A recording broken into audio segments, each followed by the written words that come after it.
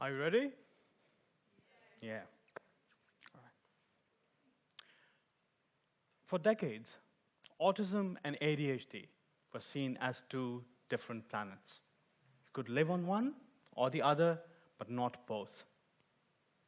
However, in my practice, the research and the stories that I heard from my patients, there are people who live between the two. You might know them. It might be you. These are the people who are not half autistic and half ADHD. They are whole. They are AuDHD. Now, the challenge is that the world is not designed for autism. And it ain't designed for ADHD either. However, when these two conditions comes to rest in the same mind, the systems struggle to recognize those minds. And for that very reason, AuDHD deserves to have its own new paradigm. Now, autism and ADHD co-occur far more than chance. Up to 70% of autistic individuals are diagnosed with ADHD and vice versa. And yet, till 2013, the DSM, which is a diagnostic statistical manual for mental health condition, insisted that they could not coexist. That one rule left generations unrecognized. Children were mislabeled, adults were dismissed, parents were blamed. A mother came to me and said that my son was called lazy and too rigid in a week's time. A 51-year-old man said, I feel that I'm too organized to be ADHD and too disorganized to be autistic. When I explained to him what AuDHD is, he said, so all that time I thought that I was broken or inconsistent. I was different. This happens when people fall between the services. You are too ADHD for autism services. You are too autistic for ADHD services. These people fall between the cracks. Consider AuDHD as an oxymoron, two opposing forces coming together to live in the same mind. Organization versus disorganization, wanting structures but cannot sustain it. Silence versus noise, gravitating towards tranquility but also need constant stimulation. Structure versus chaos. You need your routines, but you get bored of it very easily. Risk-taking versus caution. Autism anchoring you, but ADHD wants more excitement. Repetition versus novelty. You watch the same programs, you eat the same food, and yet unable to have your daily routines. It's like watching Ted Lasso 49 times, and yet seeing brushing your teeth as a side quest. Or is it just me? These are not contradictions of character. These are the autographs or the signatures of AuDHD. And yes, I'm diagnosed with AuDHD. And yes, I'm qualified to diagnose anybody with AuDHD. And apparently, to come onto the stage and demonstrate it to you live. Well, what you have to remember is the AuDHD, it creates its own constellation in 3 different patterns. Autism dominant, structure-loving, detail-seeking, but disruptive by impulses of ADHD. And Anjana told me, I love creating beautiful systems, but my ADHD runs through them like a child, scattering papers all around. Secondly, ADHD dominant, where they're full of energy and full of ideas, but gravitated towards precision and perfection, led by autism. A musician said that it feels I have got 2 drummers in my head, one improvising and the other one strictly following the metronome. Boom, boom, boom. And thirdly, the variable type where autism is in the driving force at one time, followed by ADHD.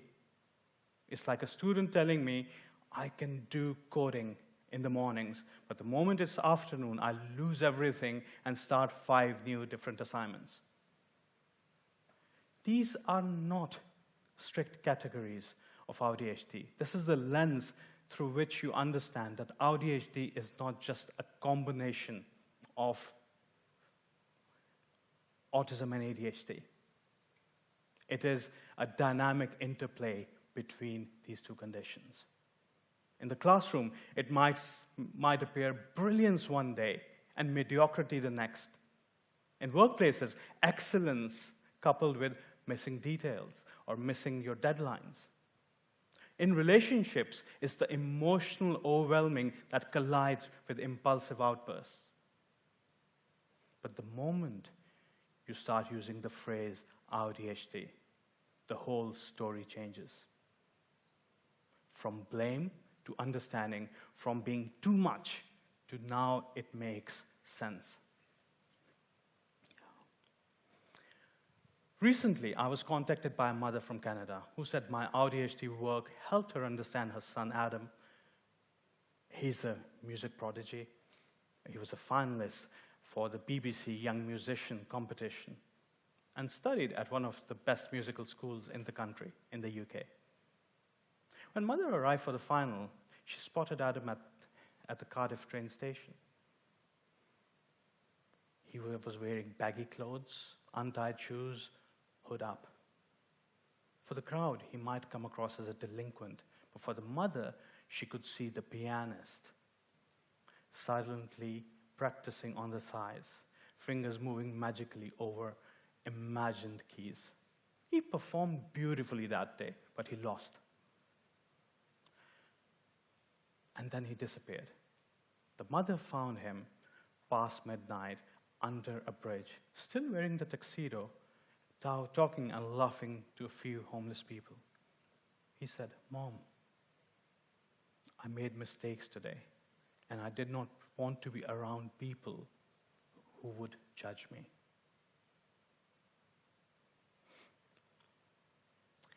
Adam's life was a mix of brilliance and intensity. He could see music on piano, just like Beethoven.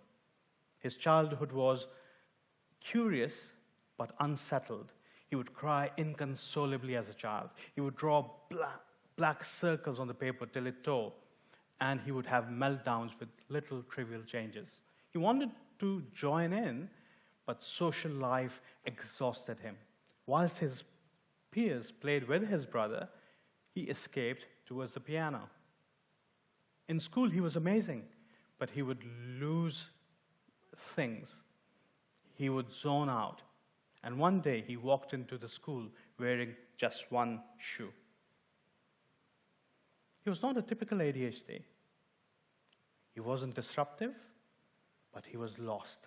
When mother discussed it with the school nurse, she laughed and said, "Somebody who can memorize a 40-page Beethoven sonata cannot have a learning difficulty."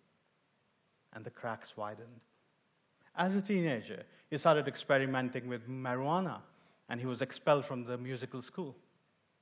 However, he rebuilt his life in Italy and Germany. He went to the Hamburg Conservatory, started performing all over Europe, and spoke 6 different languages.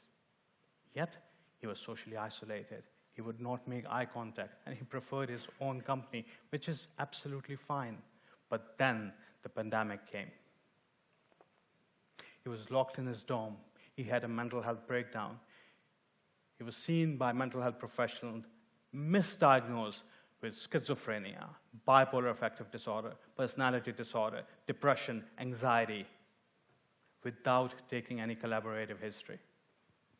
His mother had traveled all the way from Canada to retrieve him because he had lost his passport 6th time in a year, and the authorities would not issue it again. He eventually moved back to Canada. his dream collapsed to deep depression. He was eventually diagnosed with ADHD, but he was not medicated. He could not keep any jobs. He started self-medicating, and that spiraled into using hardcore drugs. He was eventually made homeless, still loved, still wanting help, but the society saw him as an addict. He was invisible. His whole life has been a contradiction of perfectionistic yet chaotic. He feared life more than death.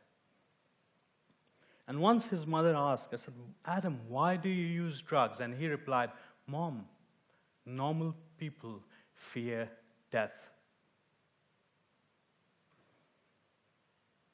People like us, we use drugs because we fear life. On March 11, 2024, Adam Booker, a 27-year-old music prodigy, died of an overdose. 15 months later, his mother discovered the concept of AuDHD, and it all made sense to her.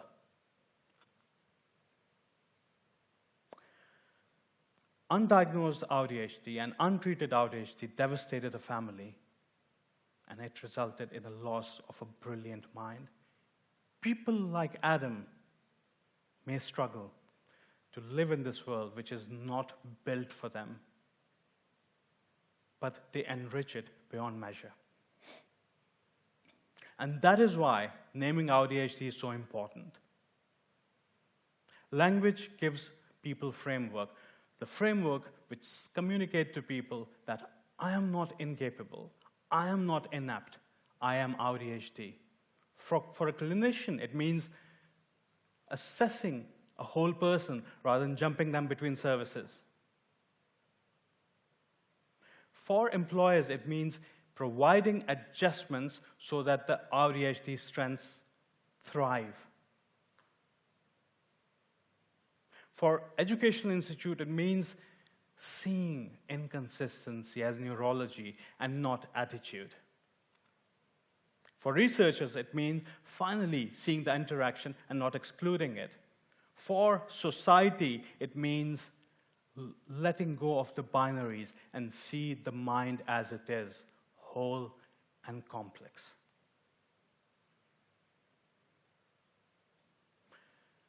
AuDHD is not an acronym. It is a way to give back dignity to people who have lived in shame. So, what next? A choice to either shove those people back in boxes where they do not belong or fit in, or embrace AuDHD as a new paradigm to honor complexity. Every acronym, every diagnosis has a human story. Like the child who came to me and asked, does that mean I'm not bad? For the father who said, I finally can see and understand my son. For the adult who said, I'm not inconsistent, I am AuDHD. AuDHD is not the end of a dialogue.